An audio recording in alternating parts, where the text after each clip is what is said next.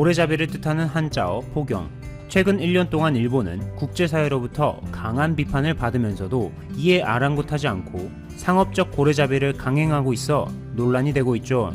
현재 한국을 비롯해 전 세계 많은 나라가 가입해 고래에 관한 자원연구조사와 고래보호조치 활동을 하고 있는 국제기구 국제포경위원회에서는 일본이 연구 목적이라는 명분으로 꾸준히 고래를 잡아왔는데, 이는 사실상 상업적인 고래잡이로 판명돼 즉시 고래잡이를 중단할 것을 권고했고, 일본의 우방국이었던 호주가 일본의 만행을 보다 못해 국제사법재판소에 이를 제소한 바 있습니다.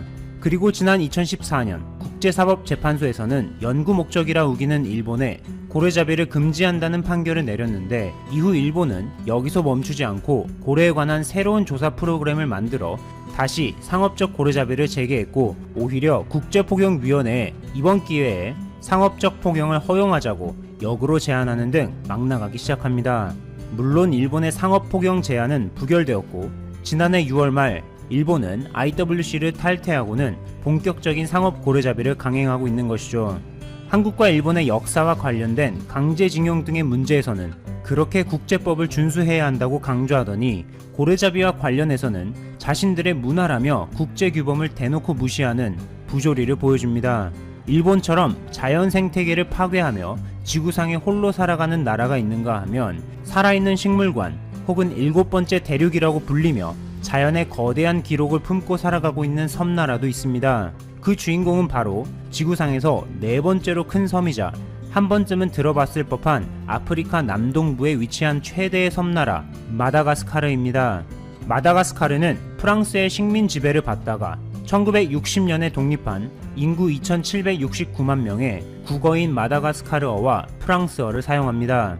수도는 안타나나리보, 종교는 토착신앙과 기독교가 대부분을 차지하고, 마다가스카르는 아이스크림, 커스타드, 핫초콜릿 등에 사용되는 바닐라의 원산지로 세계 바닐라 생산의 약 40%를 맡고 있을 정도죠. 우리가 흔히 먹을 수 있는 일반적인 바닐라 맛 아이스크림에는 대부분 설탕의 단맛이 베이스인 합성 바닐라 향이 첨가된 것으로, 마다가스카르의 천연 바닐라의 달콤함은 좀 다르다고 합니다.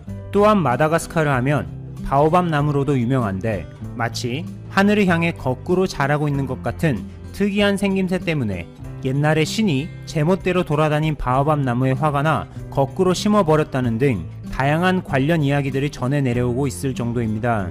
마다가스카르 모론다바 시내에 가까이 위치한 바오밥 에비뉴에는 최장 2000년 이상의 세월을 견뎌온 바오밥 나무들의 군락이 있고, 수도 안타나나리보에서 차로 약 4시간 정도 거리에 위치한 안다시베 국립공원에는 멸종 위기종으로 지정된 여우 원숭이가 살고 있습니다.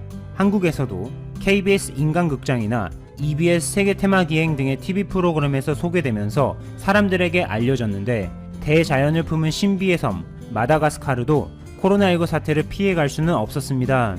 전 세계 실시간 통계 웹사이트 월드워미터에 의하면 마다가스카르는 6월 29일 기준 누적 확진자 2078명, 사망 18명으로 통계 수치로만 보면 다소 양호한 상태로 보이지만, 문제는 6월 말에 들어서면서 일일 신규 확진자가 많게는 90명대로 나와 우려가 큰 상황입니다. 여러 아프리카 나라들이 그렇듯 마다가스카르 역시 의료체계가 다소 취약해 그동안 의료 물품, 장비, 의료진, 그리고 방역 대책 매뉴얼 등이 부족한 상황으로 과거 식민 종주국이었던 프랑스가 세운 파스테르 연구소 한 군데에서만 코로나19 검사 진단이 진행되다 보니 당연히 진단 역량 역시 하루 200건에 불과해 턱없이 모자랐습니다. 그런데 최근 안드리 라조엘리나 마다가스카르 대통령이 직접 한국에 감사를 표하며 의학 발전에 한 획을 그었다며 극찬하는 일이 있었는데, 현지 시간 지난 25일 주 마다가스카르 한국 대사관에 의하면 한국에서 지원한 진단키트와 의료장비 덕분에 이를 바탕으로 마다가스카르에 처음으로 독자적인 감염병 연구소를 설립할 수 있었던 것입니다. 첫 감염병 연구소 개관식에는 마다가스카르 대통령을 비롯해 외교부, 보건부 장관 등이 참석했는데, 독립 60주년과도 겹쳐 역사적인 의미와 함께 한국에 감사한 마음을 표현하는 자리가 됐습니다.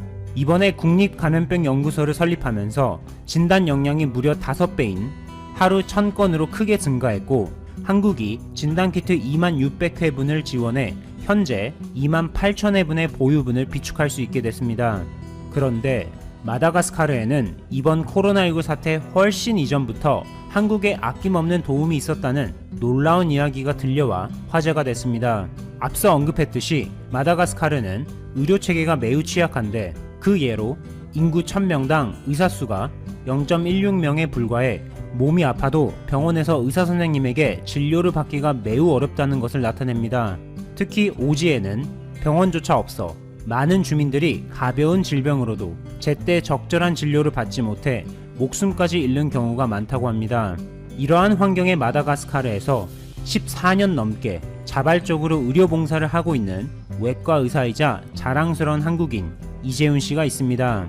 이재훈 외과 의사의 이야기가 본격적으로 세상에 알려진 것은 지난해 7월 30일에 KBS 인간극장 TV 프로그램을 통해 이재훈 씨와 그의 가족이 오지를 돌아다니며 아픈 이들을 돕는 것이 소개되면서입니다. 인간극장에 출연한 이재훈 씨는 인터뷰 당시 마다가스카르 오지에 거주하는 사람들 중 일부는 몸이 아프면 조상님의 저주라고 생각해 무당을 찾아가는 경우가 많았기 때문에 처음에는 의사가 무슨 일을 하는 사람인지조차 알지 못해 차근차근 설명을 해야 했다고 합니다.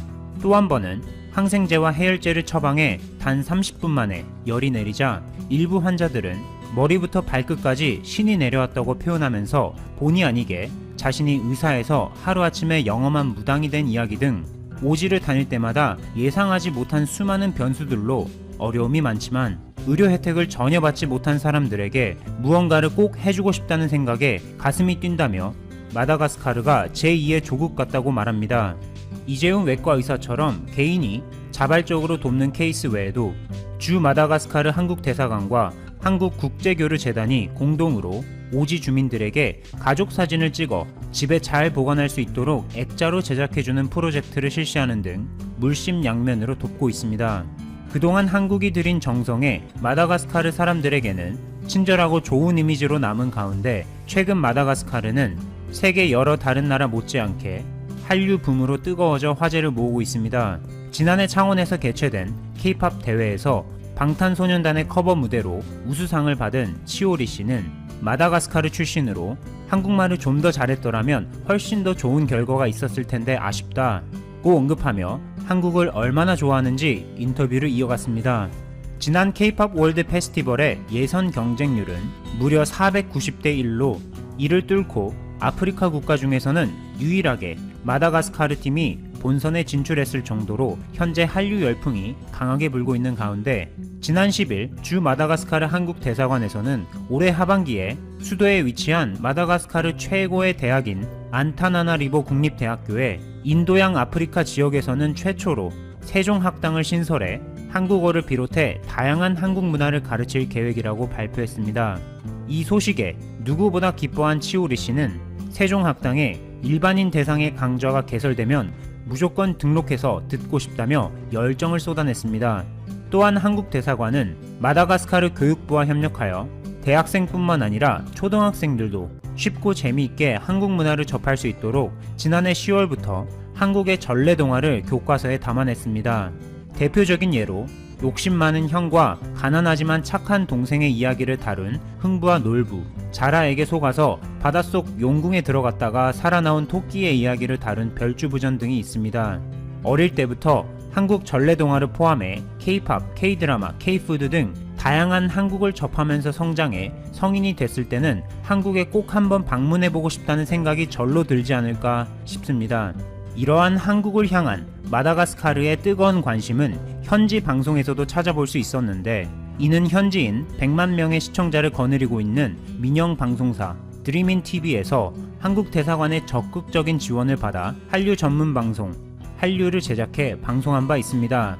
TV 프로그램 한류는 매주 토요일 황금 시간대에 방송되는데 K-POP, 한국 드라마, 한식, 한국 역사 등 다양한 문화를 소개하죠. 한국과 마다가스카르의 인연은 생각보다 다양한 곳에서 발견되는데 개그맨 형제 양세찬과 양세형이 함께 등장해 화제가 됐던 광고이자 동국제약의 대표 제품인 마데카솔과도 깊은 관련이 있다고 합니다. 작은 열상, 찰과상 등의 효과적인 마데카솔은 센텔라 아시아티카라는 식물로부터 주 원료를 추출해 만들어지는데 이 식물의 주산지가 바로 마다가스카르로 마데카솔이라는 브랜드명도 여기에서 유래된 것이죠.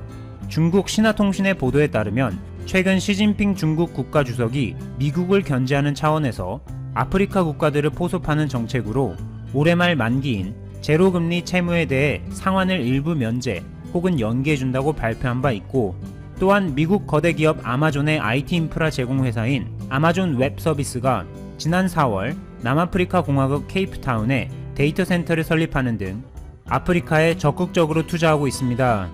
이처럼 세계에서는 아프리카 국가들의 중요성이 나날이 커지고 있죠. 한국 역시 올해 아프리카의 드론 시장에 성공적으로 진출한 바 있는데, 국토교통부의 발표에 의하면 지난 2월 초 아프리카 르완다의 수도 키갈리에서 열린 아프리카 드론 포럼에서 한국의 민관 합동 대표단이 3,400만 불의 수출 상담 실적을 거뒀습니다.